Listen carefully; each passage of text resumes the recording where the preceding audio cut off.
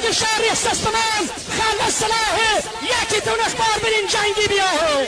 دستور جنگ بلا جنگی و سیمن سرهنگ شهر بزنه درجه سکن وزیر کشور بگود ای خان لالی شهکلات بمبره